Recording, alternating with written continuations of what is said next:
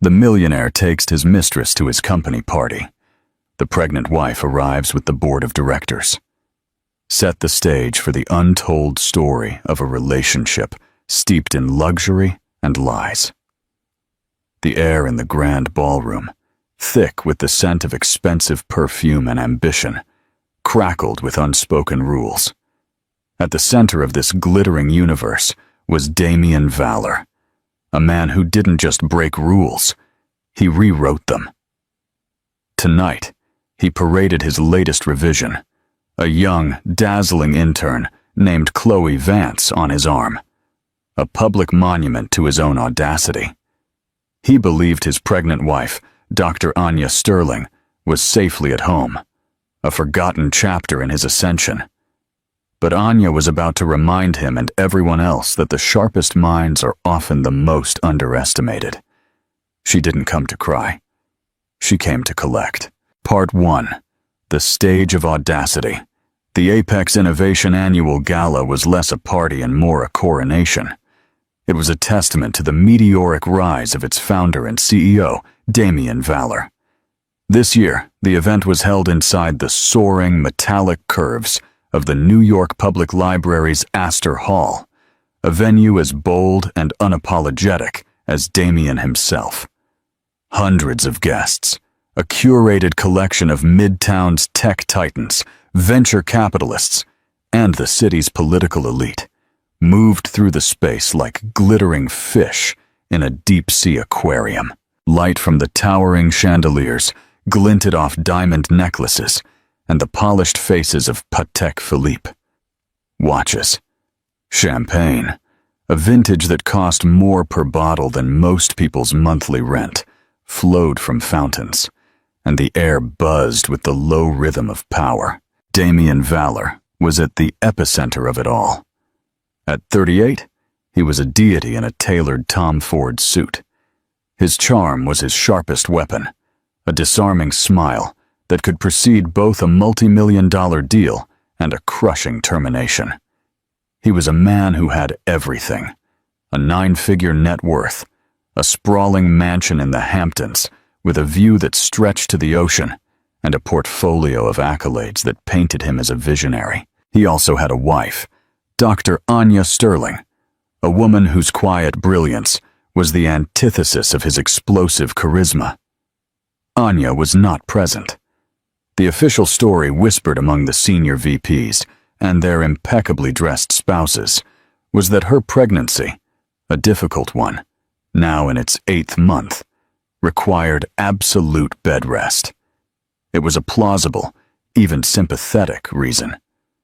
They imagined her in her palace, serene and supportive, a domestic goddess nurturing the Valor heir. This image was a fiction that Damien had carefully cultivated.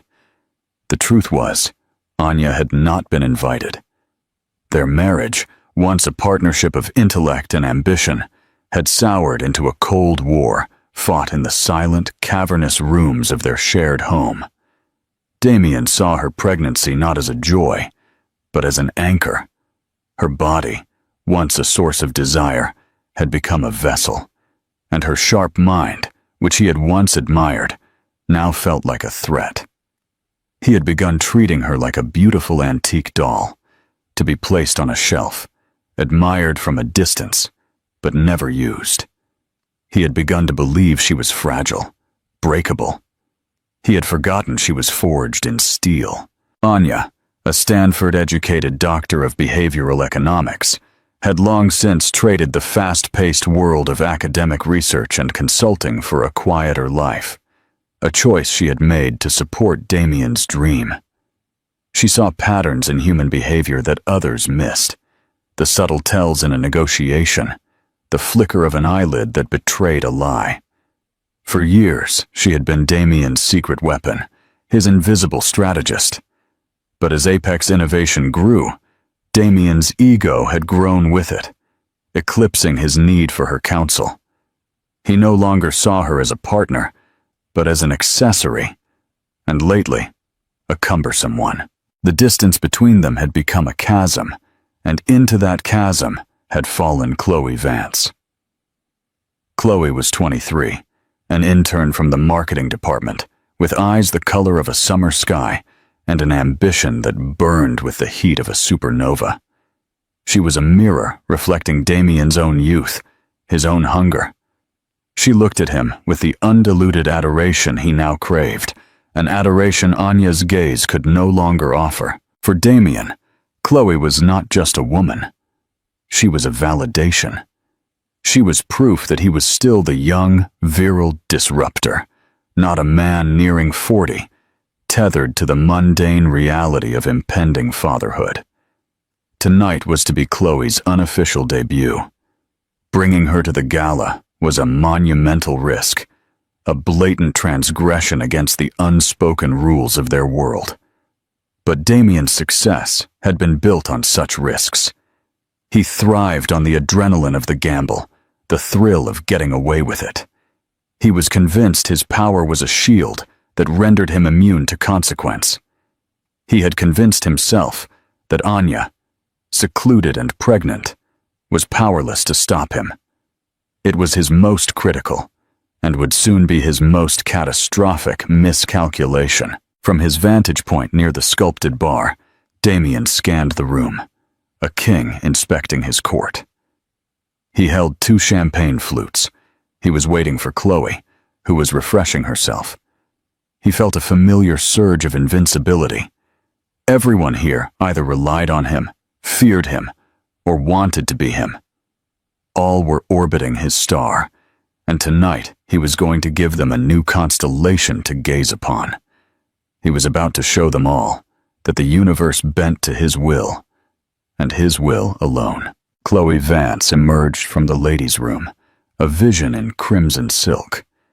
The dress was a daring choice, a slash of color against the more muted blacks, silvers, and navy blues of the room. It clung to her slender figure, a stark, deliberate contrast to the maternal shape of the woman she was replacing. She had the tight, unwrinkled beauty of youth, a beauty that felt potent and perishable. Her smile as she navigated the crowd of powerful figures was a carefully calibrated mix of awe and entitlement.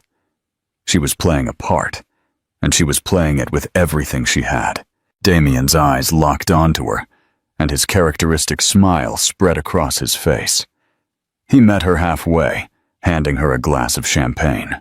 "There you are," he murmured, his voice a low drawl that was only for her, but loud enough for those nearby to catch. "I was starting to think you'd abandoned me." "Never, Damien," she replied, her voice a breathless whisper. She touched his arm, a gesture of familiarity that sent a ripple of shock through the senior staff members who witnessed it. This was Chloe Vance, the intern, the one who fetched coffee and compiled press clippings, and she was touching the CEO's arm, as if she had every right to. Damien savored the silent, wide-eyed reactions. This was the point. He led Chloe on a slow, deliberate tour of the room, a predator showing off his prized catch. He didn't introduce her as his mistress, of course. The lie was more insidious, wrapped in the language of corporate mentorship. "Everyone, I want you to meet Chloe Vance," Damien announced to a circle of stunned-looking executives. "Chloe is one of our brightest young talents in the marketing division, a true rising star. I've taken her under my wing. It's crucial we nurture the next generation of innovators at Apex. The executives, men and women, twice Chloe's age, with mortgages, children in private schools, and careers tied to Damien's goodwill, simply nodded. They smiled stiff, unnatural smiles. They saw the way Damien's hand rested on the small of Chloe's back, the possessive gleam in his eyes, the flush on her cheeks that wasn't entirely from the champagne. They understood exactly what kind of nurturing was taking place. They were complicit in their silence, their survival instincts overriding any sense of moral outrage. A few feet away, Eleanor Vance, the sharp-minded, sharper-tongued head legal, watched the spectacle with a look of undisguised contempt. She had known Damien for a decade, drafted the ironclad contracts that built his empire, and had also been invited to his wedding to Anya. She considered Anya a friend, or as close to a friend as her reserved nature would allow. She caught the eye of Michael Chen, the CFO, a man who looked perpetually worried, and rightly so. Michael's expression was a mix of horror and frantic calculation. An open scandal of this magnitude could spook investors and shave points off their stock price. "He's lost his mind," Eleanor muttered under her breath, taking a large swallow of her gin martini. "This is beyond reckless," Michael whispered. "This is corporate suicide. What is he thinking?" "He's not thinking," Eleanor corrected. "He's feeling, and right now he feels untouchable." Damien, oblivious, or perhaps simply indifferent to their disapproval, continued his parade. He introduced Chloe to a powerful city councilwoman, a tech blogger with millions of followers, and a visiting venture capitalist from Singapore. With each introduction, he grew bolder, his compliments for Chloe more effusive, his physical proximity to her more intimate. He was high on the sheer audacity of it all. He was writing a new narrative in real time, one in which he was the master of his own destiny, unburdened by convention or the wife he had left behind in his sterile, silent mansion. Chloe, for her part, was swept away by the whirlwind. This was a world she had only dreamed of. Men whose names she had only read in Forbes shook her hand, listening to her opinions, or at least pretending to. She was standing next to the sun, and its heat was intoxicating. If there was a price to pay for this moment, she couldn't see it. The glare was too bright. She mistook Damien's recklessness for power, his arrogance for confidence. She believed she was about to have it all, the zenith of the night, and the nadir of Damien's judgment came when he tapped a knife against his glass, calling for silence. The hum of conversation slowly died down as all eyes turned to him. Chloe stood beside him, her hand now linked with his. "Friends, colleagues, partners," Damien began, his voice resonating with practiced charisma. "Thank you for joining me tonight to celebrate another year of unprecedented success for Apex Innovation. We've broken records, defied expectations, and solidified our place as leaders in the industry. But success isn't just about numbers on a spreadsheet. It's about people. It's about fostering talent and believing in potential." His gaze moved to Chloe, a fond, almost paternal smile on his lips that fooled absolutely no one. "It's about finding those rare individuals who have the fire, the drive, the vision to change the world, and it's about giving them the platform to shine." He raised his glass.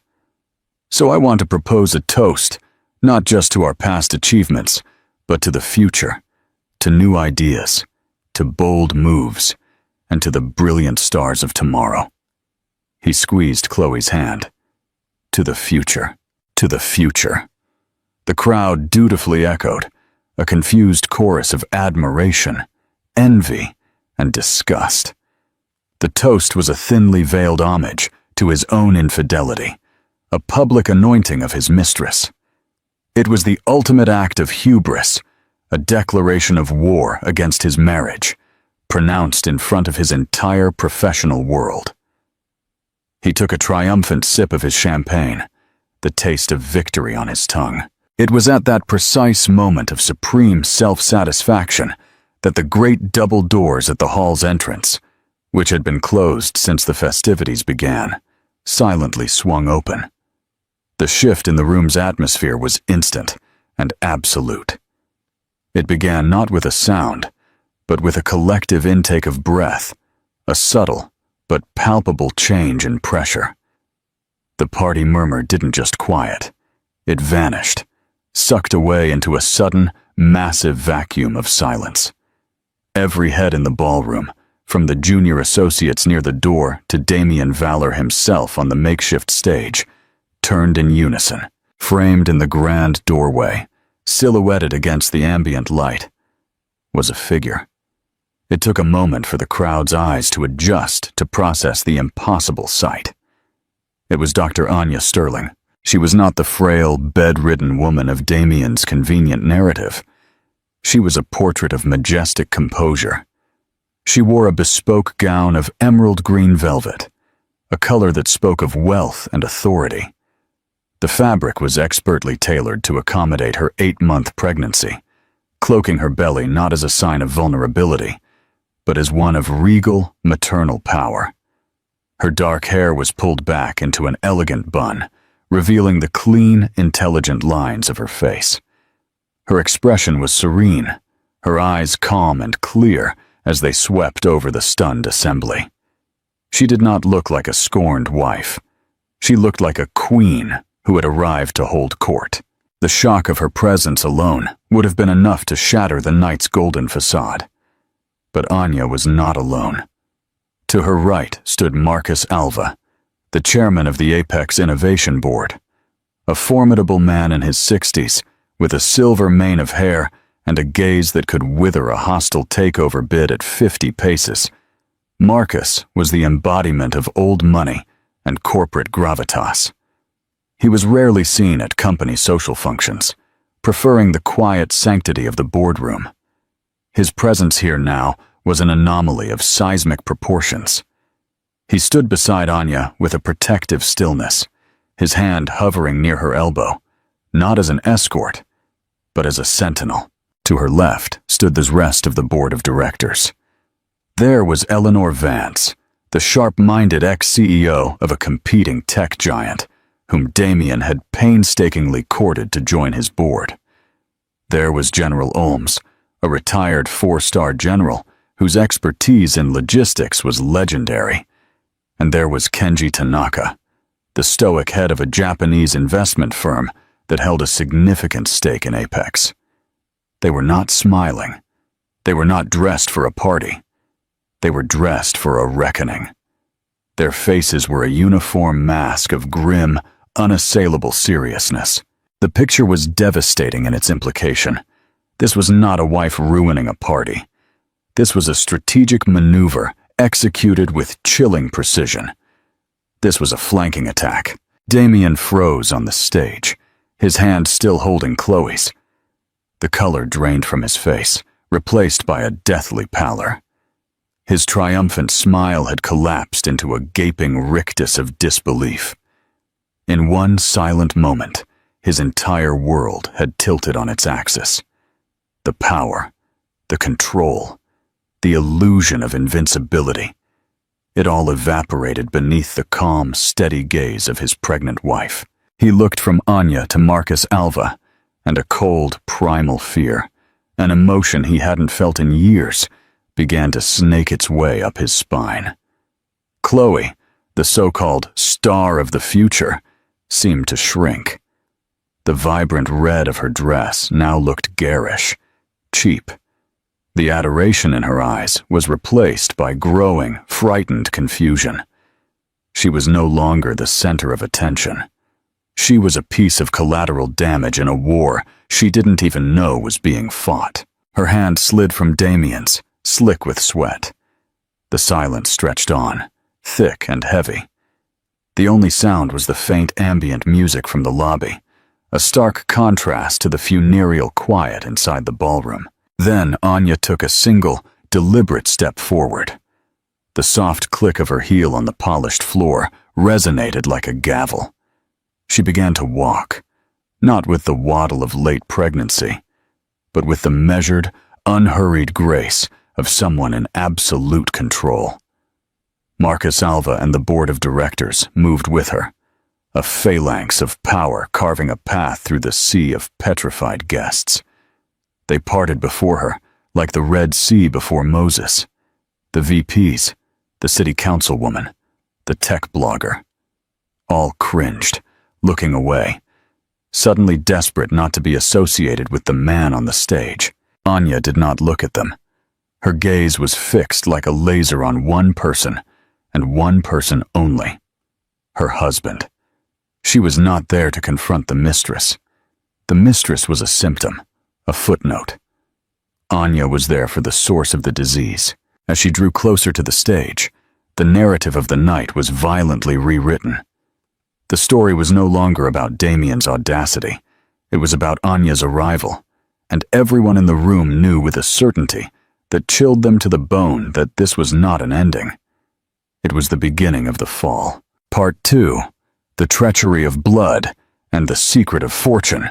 The walk from the grand entrance to the foot of the stage felt to Damien like the agonizing last mile of a marathon he didn't know he was running.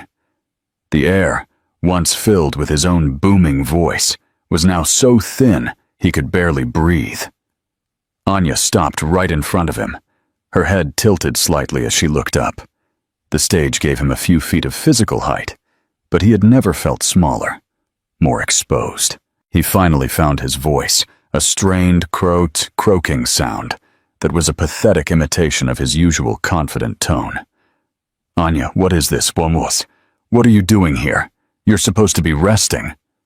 He looked desperately toward Marcus Alva, searching for an ally, a familiar anchor in this surreal nightmare. "Marcus, what does this mean? You're scaring the guests." Marcus Alva's stony expression did not soften. Instead, he took a step forward, positioning himself slightly in front of Anya, a human shield of immense authority. He completely ignored Damien's question. His voice, when he spoke, was not the collegial tone of a chairman addressing his CEO, but something much colder, much more personal. "Are you all right, my dear?" he asked, with eyes full of genuine concern, directed only at Anya. Anya nodded slightly, reassuring him. "I am perfectly fine, Uncle Marcus. Thank you for asking." A collective, muffled gasp spread among the onlookers who were close enough to hear. Uncle Marcus. The revelation landed in the room like a second shockwave. Damien's mind reeled. He had known Anya had a godfather, a mysterious Uncle Marcus she spoke of fondly, but rarely. A retired financier, she had said. Someone who managed her family's modest trust. He had met the man once, years ago, a brief, forgettable handshake at a family gathering. Never in a million years had he made the connection between that discreet figure from Anya's past and the formidable Marcus Alva, the titan of industry he had worked so hard to impress. The man who held the fate of his company in his hands. The board members had known, of course. They had always known. The knowledge cast their grim expressions in a new light. This was not just a corporate action. It was a personal matter. They weren't just backing a plan. They were backing a family member. Marcus turned his glacial gaze back to Damien. The thin veneer of civility was gone. "Valor," he said, the name dropping like a chunk of ice. "You appear to have a number of misconceptions. The first is that you have a say in where my goddaughter chooses to be. The second, and far more critical, is that the comfort of your invited guest is our primary concern tonight." He gestured disapprovingly at the stunned crowd. "The party is over. On behalf of the Board of Directors of Apex Innovation, I ask all non-essential personnel to vacate the premises immediately. Thank you for your service. Your cars are waiting." There was a moment of astonishment and hesitation, then a frantic, hurried exodus. No one needed to be told twice. It was a slow-motion stampede, a desperate rush to the exits. The clatter of dropped glasses and the whisper of expensive fabrics filled the air as the city's elite fled the scene of the corporate execution. They did not want to be part of the shrapnel that was about to fly. In 3 minutes, the cavernous ballroom was nearly empty. All that remained were Damien and Chloe, trapped on the stage, and the silent, imposing tribunal standing before them. Anya, her hand now resting possessively on her swollen belly, and the entire board of directors of Apex Innovation. The glittering decorations and the half-empty champagne glasses suddenly looked pathetic, the remnants of a party that had died a violent death. Damien's fear was being rapidly replaced by a hot, defensive rage.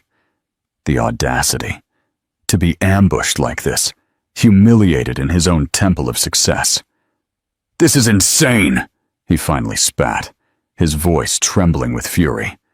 "You can't do this. This is my company, my party." He turned to Anya, his face contorted into a mask of self-justifying rage. "And you? You orchestrate this. This circus after everything I've given you. I told you to stay home." Anya's composure held flawless. She looked at him not with the pain of a betrayed wife, but with the distant pity of a doctor observing a patient in the throes of terminal delusion. "You seem to be confused, Damien," Anya said, her voice quiet and even, but with a pure, unadulterated steel edge. "You didn't give me anything. We were supposed to be partners, and you are wrong about where home is. My home is where my family's interests reside." She gently stroked her stomach. "And my home is with the legacy my father entrusted to Uncle Marcus to protect. A legacy that, it turns out, includes a 12% founding stake in Apex Innovation, held in a blind trust under my name.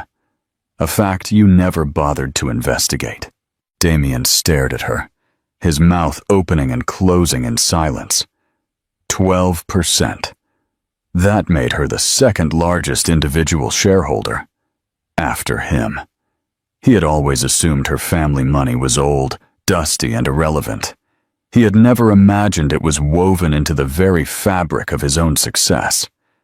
He finally flicked his frightened gaze to Chloe, as if seeing her for the first time. She was no longer a symbol of his power, but a living, breathing testament to his monumental stupidity. Anya followed his gaze, dismissing Chloe with a flick of her eyes. "My dear Damien, this is what you were willing to risk everything for. A child playing dress-up. You not only underestimated me, you underestimated the entirety of your own life." Her words hung in the air, sharp and precise, dissecting his arrogance with surgical skill. Chloe, for her part, was caught between two crushing forces. Her hand slid from Damien's, slick with sweat. She was a pawn in a game whose rules she was only beginning to grasp. She opened her mouth to speak, then snapped it shut, tears welling in her eyes. She grabbed the sides of her crimson dress, turned, and fled, her heels clicking a frantic, desperate rhythm on the marble floor until she disappeared through a side exit, a fleeting phantom of Damien's colossal miscalculation. He didn't even watch her go. His attention was focused solely on Anya. "So that's what this is about," he sneered, trying to regain some control, to reframe the narrative. "Money. This is extortion. You realize you have some leverage and decide to mount this elaborate coup for what? A bigger settlement in the divorce?" A faint, pitying smile touched Anya's lips. "Divorce. Oh, Damien, you're still thinking 3 moves behind. A divorce is a negotiation between equals. You and I are no longer equals." It was then that Marcus Alva spoke again, his voice a low murmur of authority. "Valor, I suggest you stop talking. You are compounding your already catastrophic position." He looked at Anya, a silent question in his eyes. She gave him a subtle nod. It was time. "You see, Damien," Anya continued. Her tone shifted from personal confrontation to something colder, more clinical. "Your affair, your public humiliation of me, that was merely the catalyst. It was the insult that made me finally decide to look at the injury. It hurt, yes, but mostly it insulted me that you thought I was so stupid that I wouldn't notice." She began to walk slowly across the front of the stage. Her movements were deliberate, her voice steady. "I started with the small things, the extravagant client gifts that never showed up on any official expense report, the sudden, inexplicable need for a holding company in the Cayman Islands. You always told me I didn't understand the complexities of your business, but I understand patterns, and I understand behavior, and your behavior, Damien, became erratic, desperate." Damien's face went rigid. This was moving beyond marital treachery into far more dangerous territory. I didn't need to hire a private investigator to find out about Chloe, Anya said, waving a dismissive hand. A girl like that leaves a digital breadcrumb trail a mile wide. No, I reserved my resources for something more important. I hired a team of forensic accountants, the best in the business, men and women who can find a single misplaced comma in a mountain of financial data. She stopped walking and looked directly at him. Her eyes, which he had once found so beautiful, now looked like the barrels of a gun. What I found, Damien, wasn't just infidelity. It was a grand symphony of fraud. General Ohms, the logistics expert on the board, cleared his throat. Valor, we have the preliminary report. It is extensive. Eleanor Vance, the sharp-eyed board member, added with her crisp, no-nonsense tone. Project Nightingale. Does that name ring a bell? Damien froze. His blood ran cold. Project Nightingale was his secret, his albatross, his Hail Mary. A disastrously over-budget, perpetually failing biotech side venture, he had been siphoning millions from Apex Innovation to keep afloat, convinced it would be his true legacy. It was a financial black hole, and he had been propping it up illegally for 18 months. He thought his tracks were perfectly covered. I don't know what you're talking about, he stammered. But the lie was thin, transparent. The sweat beading on his forehead told the real story. Anya shook her head slowly. No more lies, Damien. It's over. We know everything. We know about the shell corporations. We know about the falsified invoices. We know about the supplier kickbacks. We know you leveraged Apex assets to secure personal loans for a failing venture you illegally concealed from your own board and shareholders. She paused, letting the weight of the accusation settle in the dead air of the room. You didn't bring your mistress to your company party to celebrate your success, Damien. You brought her here tonight because you were about to flee. The final wire transfer for Project Nightingale was scheduled for tomorrow morning. You were going to drain the last accessible capital, fly to a country with no extradition treaty, and leave the smoking crater of Apex Innovation for the rest of us to deal with. Her voice dropped to a whisper, laced with a contempt that was more devastating than any scream. You weren't celebrating a new future. You were celebrating your escape, but you couldn't resist one last arrogant flourish, could you?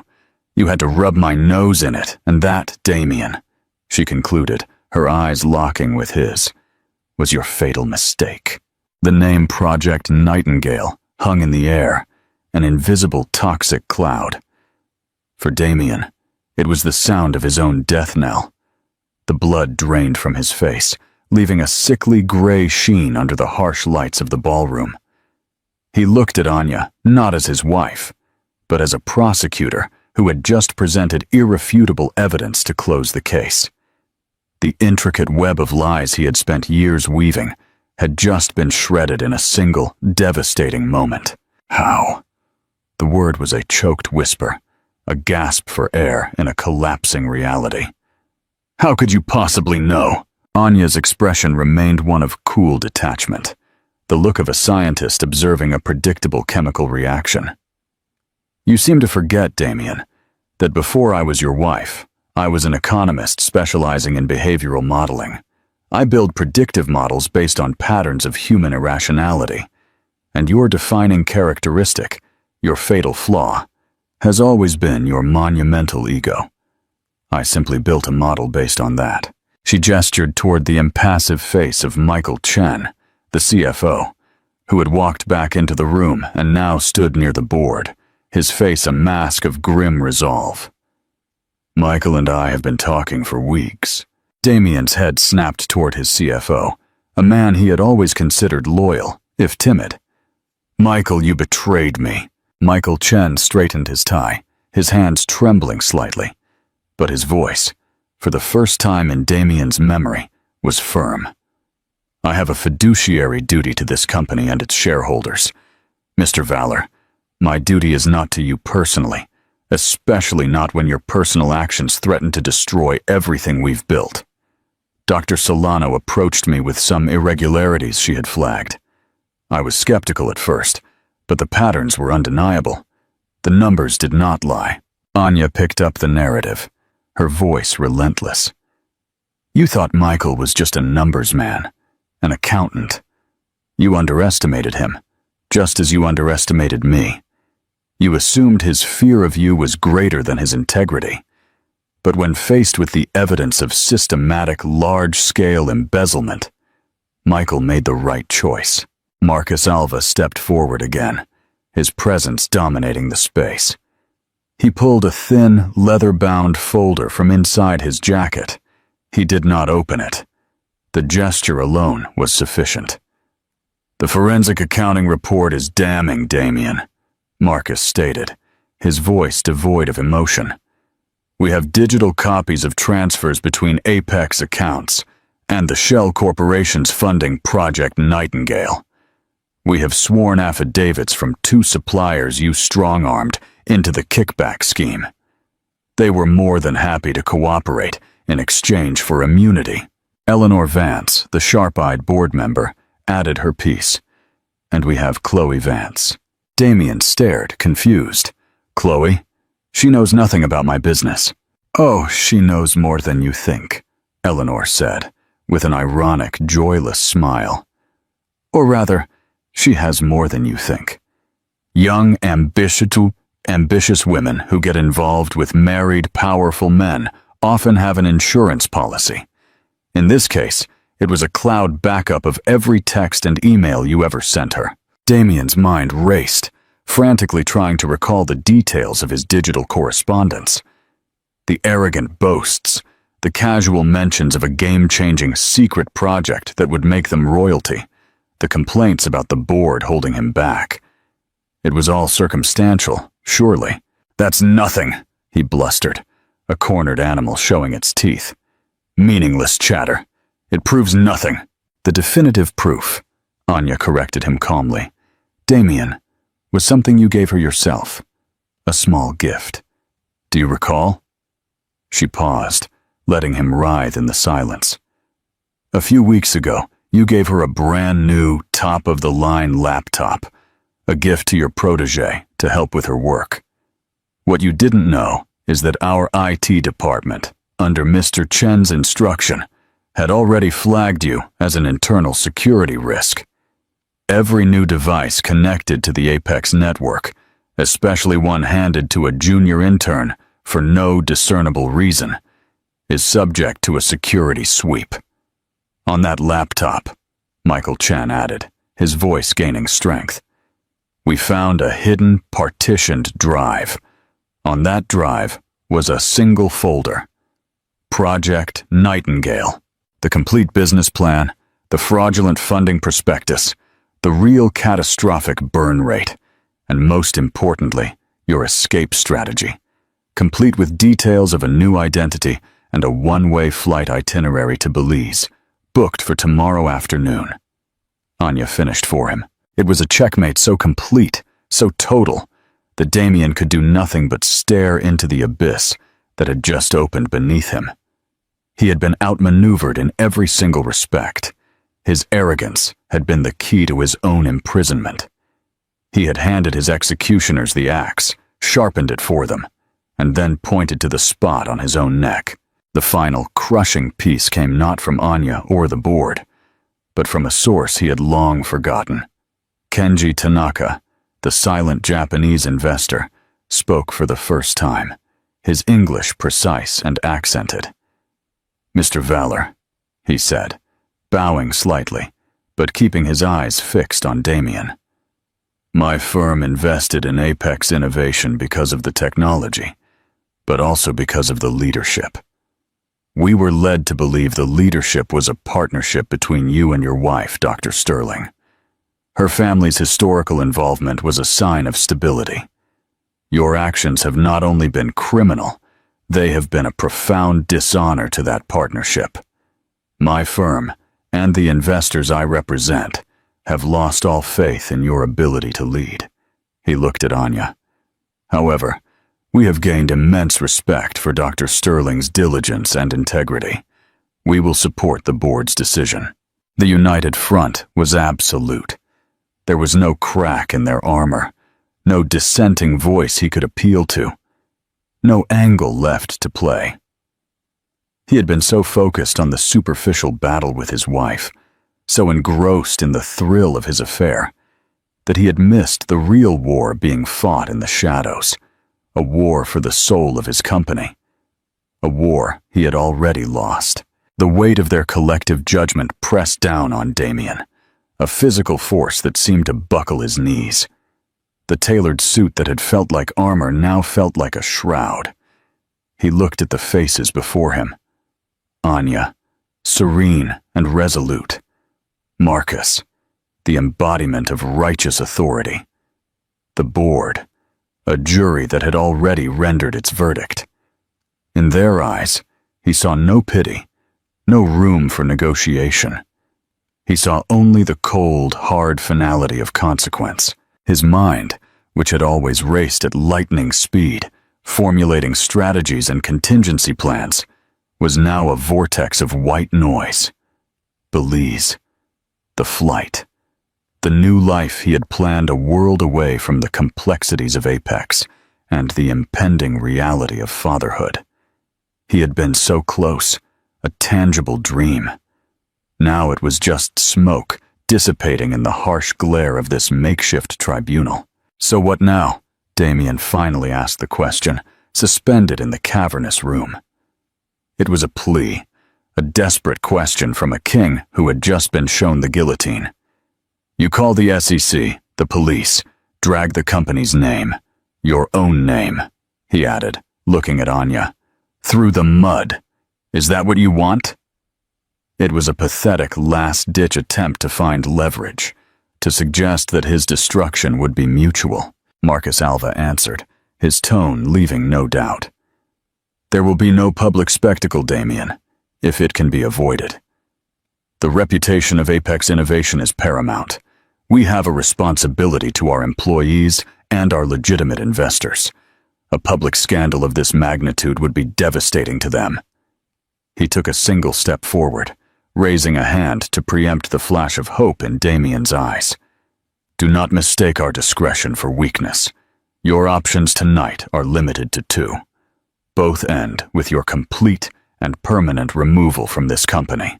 He gestured to Eleanor Vance, the head legal, who had been standing silently, her expression unreadable. She stepped forward, placing a thin folder and a pen on the edge of the stage. Option 1, Marcus continued, is the hard way. I make one phone call. In 10 minutes, detectives from the White Collar Crimes Division will walk through that door. You will be arrested. You will stand trial for embezzlement, securities fraud, and a half-dozen other felonies. You will likely spend the next decade or more in federal prison. Apex will issue a statement, denounce your actions, and fully cooperate with the prosecution. The company will survive, but it will be wounded. Your name will be synonymous with disgrace. Damien winced. The word prison was a physical blow. Option 2, Marcus said, lowering his voice, is the clean way. Inside that folder is your full, immediate resignation as CEO and chairman of the board. It also contains a document transferring the entirety of your shareholding in Apex Innovation, 28% of it, to the trust controlled by Anya as restitution for the funds you embezzled. You sign it. Tonight. Now. My shares, Damien choked out. That's everything. That's worth hundreds of millions. It's a fraction of what you were prepared to steal and a pittance for the damage you have caused. Evelyn Duran cut in sharply. Consider yourself offered a deal. If you sign, Marcus continued, you will be allowed to walk out that door. We will issue a statement tomorrow morning announcing your immediate retirement for personal health reasons. We will handle the fallout from Project Nightingale internally. No authorities will be called. You will walk away with nothing from this company, but you will have your freedom." Damien looked from the folder to Anya. Her face was calm, but her eyes held a flicker of something he couldn't quite decipher. It wasn't hatred. It was a deep, almost weary finality. This was her justice. Not vengeance, but a rebalancing of the scales. She wasn't just taking his company. She was recovering her life, her security, her child's future, all of which he had gambled away. He knew there was no choice. A life of diminished status and wealth versus a life behind bars. His ego screamed in protest, but his survival instinct, the one true God he had always worshipped, took over. Slowly, tremulously, he knelt on the stage. His $1,000 wool-clad knees met the floor. It was the posture of a king surrendering. He reached out for the pen. His hand was shaking so violently he could barely grasp it. He uncapped it and opened the folder. The legal language swam before his eyes, but he knew what it said. It was the abdication of his entire world. With a trembling hand, he scrawled his signature, the signature that had launched a multi-billion-dollar company, on the line at the bottom. Then he did the same on the share transfer document. It was done. In 2 strokes of a pen, he had gone from titan to pariah. He pushed the folder away from him as if it were radioactive. He stood up, his movements stiff, robotic. He was a ghost in his own ballroom. "It's done," he said, his voice hollow. Marcus Alva nodded curtly. "Eleanor, if you would secure the documents." Eleanor picked up the folder with the tips of her fingers. "Damien," Marcus said, using his first name for the last time. "You have 60 seconds to vacate the premises. Your security detail has been dismissed. Your corporate accounts have been frozen. A taxi has been called for you. Do not return to the house. Any personal effects will be sent to an address of your choosing. Do not contact Dr. Sterling or any employee of this company again. Are we clear?" Damien gave a single, jerky nod. He looked one last time at Anya, his wife, the mother of his child, the architect of his ruin. He opened his mouth as if to say something, but no words came out. What was there to say? He had sown the wind and was now reaping the whirlwind. He turned and walked off the stage, not toward the grand entrance, but toward the side exit Chloe had used. He did not look back. The solitary figure of the fallen CEO disappeared into the shadows, leaving behind the empire he had built, and the woman he had fatally underestimated. As the door closed behind him, Anya finally let out a long, slow breath she hadn't realized she was holding. She put a hand on her abdomen, a gesture of protection and promise. The room was silent. The battle was over. The future was hers to write. In the quiet aftermath, standing in the wreckage of her husband's empire, Anya Sterling was not a victim seeking solace, but a leader inspecting her new domain. The board, her silent partners in this audacious maneuver, voted unanimously to install her as the interim CEO of Apex Innovation. She was no longer the woman behind the man. She was the power, clear and undisputed. Her pregnancy was not an obstacle, but a deadline, a motivator to clean up the company and build a stable, honorable legacy for the child she carried. Damien Valor faded into self-imposed exile, a cautionary tale whispered in boardrooms about the dangers of hubris and underestimating the quiet ones. Anya, backed by the strength of her family and her own formidable intellect, not only survived the betrayal, she prospered in it, transforming the ashes of a broken marriage into the foundation of a new dynasty, proving that the best revenge is not anger, but ascension. Conclusion and final call to action. Thank you for joining us for this story of twisted drama and justice. If you were on the edge of your seat watching this millionaire's world collapse, don't forget to hit the like button. What did you think of Anya's masterful plan? Let us know in the comments below. For more stories of intricate plots, shocking betrayals, and satisfying vengeance, be sure to click subscribe and tap the notification bell. You won't want to miss the next story we have for you. Share this video with someone who loves a good drama, and we'll see you in the next one.